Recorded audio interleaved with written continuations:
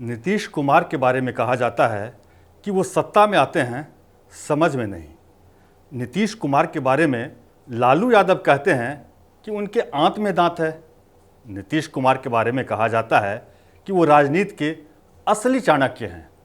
इस बार मोदी सरकार के बजट में केंद्रीय वित्त मंत्री निर्मला सीतारमण ने बिहार को लेकर जिस तरह तोहफों की बारिश की, उसमें ऐसा कहने वाले हर किसी को अपने अपने नज़रिए से फिर से ये सब कहने का मौका दे दिया है, क्योंकि सावन में आए इस बजट से बिहार बम बम है। नमस्कार, मैं हूं रविशंकर प्रसाद और आप हैं कर्तव्य पथ के साथ। बीते एक दशक से भी ज़्यादा वक्त से बिहार को विशेष राज्य का दर्जा देने की मांग उठती रही है। खासकर नीतीश कुमार इस मांग को अपनी सुविधा के हिसाब से निकालते हैं, झाड़ते हैं, पोसते हैं और बिहार में सरकार बनाने और गिराने के लिए इसका इस्तेमाल करते हैं। इस बार बिहार को विशेष राज्य का दर्जा देने की मांग जोर पकड़ी तो केंद्र सरकार ने इससे साफ साफ इनकार कर दिया और जब बजट भाषण शुरू हुआ तो बिना ऐसा कोई दर्जा दिए बिहार को विशेष बना दिया। औद्योगिक गलियारे, एक्सप्रेसवे, पावर प्लांट और नए मेडिकल कॉलेज, विकास और विरासत की सोच के साथ बिहार के लिए ये बजट विशेष है। अमृतसर कोलकाता इंडस्ट्रियल कॉरिडोर के तहत गया में एक औद्योगिक केंद्र बनाए जाने से पूर्वोत्तर क्षेत्र के औद्योगिक विकास को बढ़ावा मिलेगा। गया का यह केंद्र प्राचीन सांस्कृतिक केंद्रों को आधुनिक अर्थव्यवस्था के साथ जोड़ेगा। On the Amritsar Kolkata Industrial Corridor, we will support development of an industrial node at Gaya. This corridor will catalyze industrial development of the eastern region. The industrial node at Gaya will also be a good model for developing our ancient centers of cultural importance into future centers of modern economy. This model shall showcase Vikas B, Virasat B in our growth trajectory.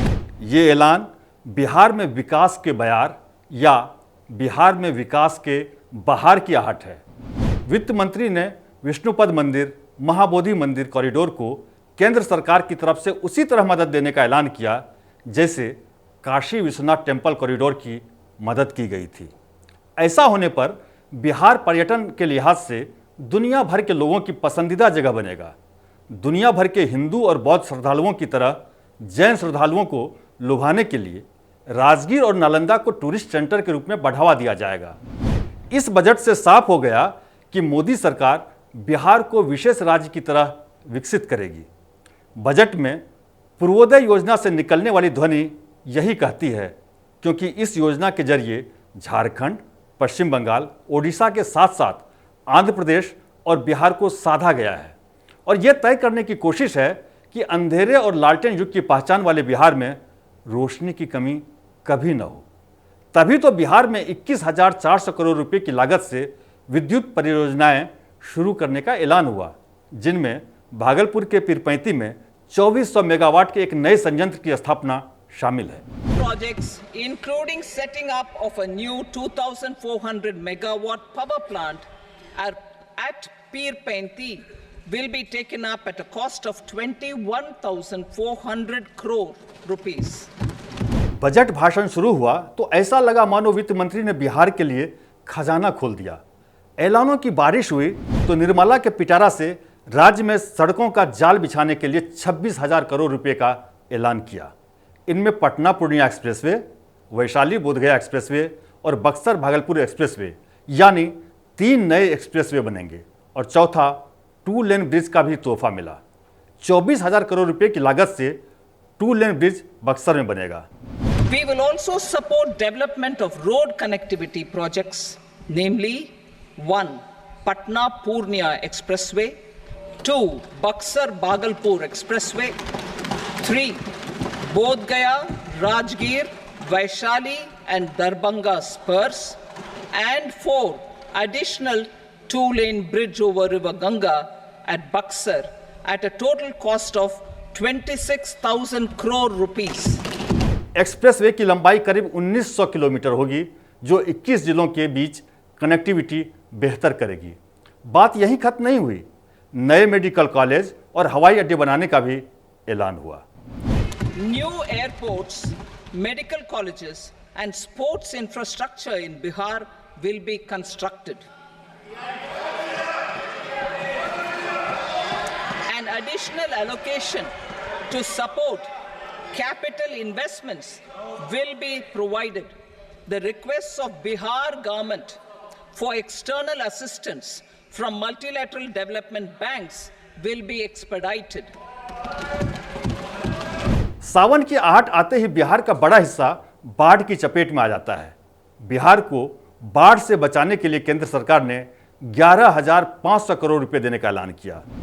ऐलान और सौगात की ऐसी झड़ी के बाद तो यही कहा जा सकता है कि बिन मांगे मोती मिले, मांगे मिले ना भीख। मोदी सरकार ने बिहार पर जो दरियादिली दिखाई वो बेवजह नहीं, इसके पीछे विकासवादी सोच के साथ ही सधी हुई राजनीतिक चाल है। आप पूछ सकते हैं कैसे? असल में नीतीश कुमार एनडीए में आने जाने की एक वजह बिहार को विशेष राज्य का दर्जा वाली मांग को बनाते रहे हैं। इस बार लालू प्रसाद और उनकी पार्टी ने इसे ही मुद्दा बनाकर नीतीश पर चारा फेंकना शुरू किया। उनकी कोशिश किसी भी तरह दबाव बनाकर नीतीश को एनडीए से बाहर निकालने की थी। इसलिए जैसे ही बिहार को विशेष राज्य के दर्जे का ऐलान नहीं हुआ, उनकी पार्टी ने नीतीश से ऐसा करने की मांग शुरू कर दी।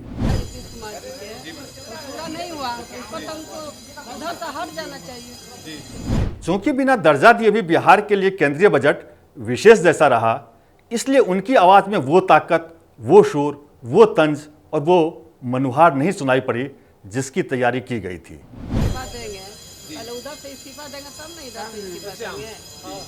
नीतीश कुमार भी बिहार को विशेष राज्य के दर्जे के मांग पर पेशोपेश में थे।